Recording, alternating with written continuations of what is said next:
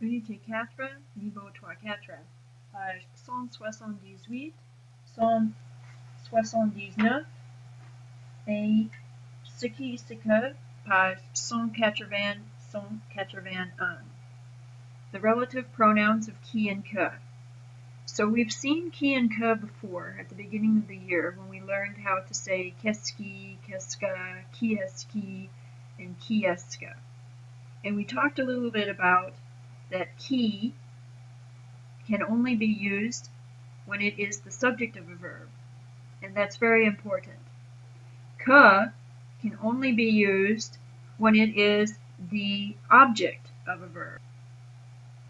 Qui, therefore, means who, which, or that. It is used as the subject of a dependent clause. The verb that follows qui agrees with its antecedent. Okay, so here we have the example. Here's our qui, okay, and qui then agrees, and you can see the arrow here, with Marie-Josée. Marie-Josée, qui est reporter, s'approche des manifestants. So, Marie-Josée, who is a reporter, approaches some demonstrators. And you'll see that because qui can only be in the role of the subject, there is nothing coming between qui and the verb, and that's very important. If you have a subject in front of the verb, you cannot use qui. Alright, let's look down farther. And we have que. Que also means that, whom, or which, and we saw que in subjunctive sentences. Alright, il faut que tu viennes. It's necessary that you come. Well, just because a que is joining two clauses doesn't mean you have a subjunctive. And we did learn in that unit about things that are subjunctive and things that are not subjunctive. So don't automatically assume que means subjunctive. But it is a way to connect clauses. Okay? So if we have, in this case, que here, we have le manifestant que nous attendons étudiants. And if you notice, there is a subject, okay, right in between the que and the verb, okay? So if a subject is here, you must use que.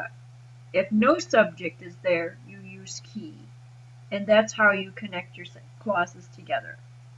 So when we look at a few examples here, if we look at the picture, we have l'employé que le chef du personnel a embauché est diligent et organisé.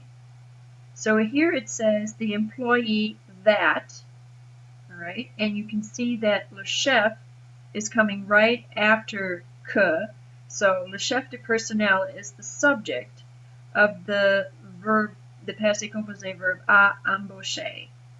So the employee that the head of personnel hired is hardworking and organized. All right, let's try a few of these. Tournez la page. And so we look up here, and don't forget one last thing is that if you have a vowel, you have to do QU apostrophe with que. And remember, we never do that with qui.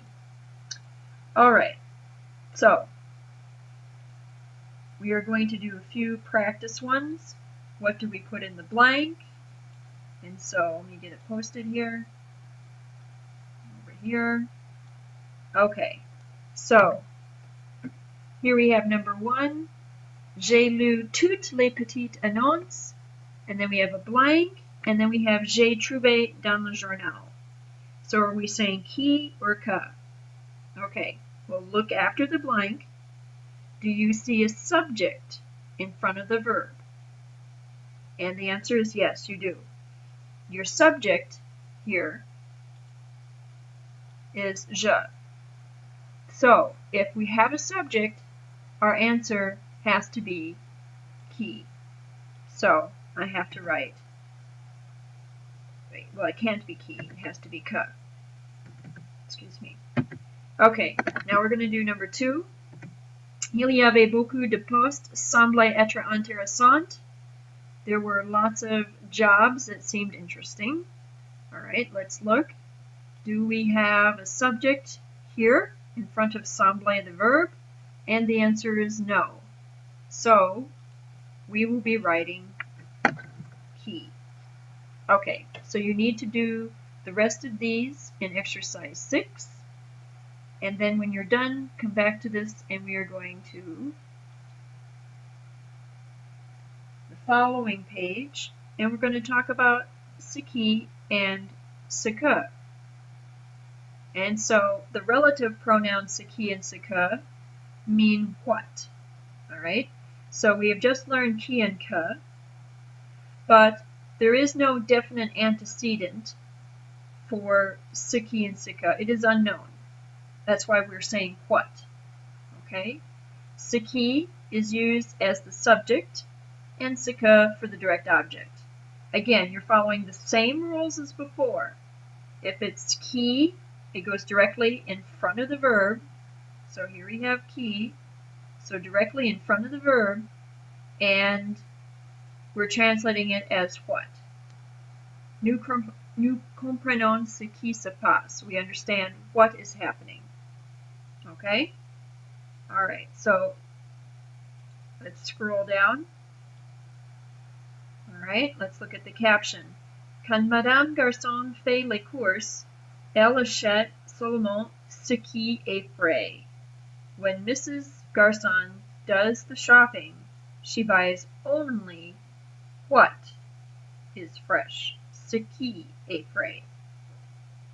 Now, ce qui, as you can see, can be found later in the sentence and it can be found at the beginning of the sentence. Okay? So you have choices as to how you write these.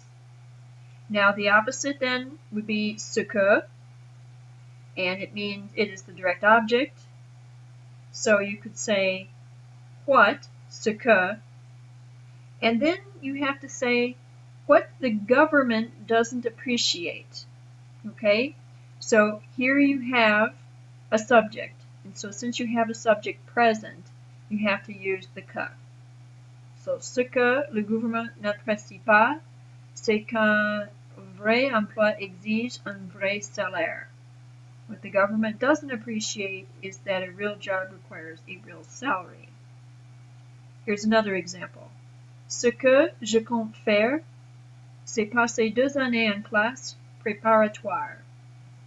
What I intend to do, or what I count on doing, is to take 2 years of preparatory class. Remember that in French, passer, when it's not talking about a place, means to take a test, exam, or a series of courses. So be careful with this. All right, now we're going to do a practice exercise on the next page. All right, so turning la page. And we're at the top of the page.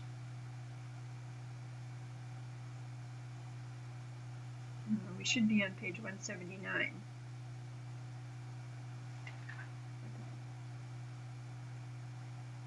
181. Excuse me. At the bottom of the page. Okay. Get my post-it note out. Okay. So over here, you have a choice. We're going to complete the sentences with ce qui or ce que. And again, follow what I've been telling you. Qui, when there's no subject for the verb, and que, when there is a subject there. All right? So if we look here, is there a subject in front of A? And the answer is no. So what are we going to do? We are going to write, and it starts the beginning of the sentence, so I have to do a capital, ce qui. And remember, we never do a QU apostrophe with an I, so we're going to leave it the way that is. All right, number 2. We have a blank. Le gouvernement va créer. Ce sont des emplois pour les jeunes. Okay, so do we have a subject? And let's look. After the sentence, oh, we have a noun and a verb. So we do have a subject of the verb. Therefore, we must use que. Okay, so we have ce que, and we spell it out because we don't have any vowel after it. Okay, so you need to finish the rest of 9.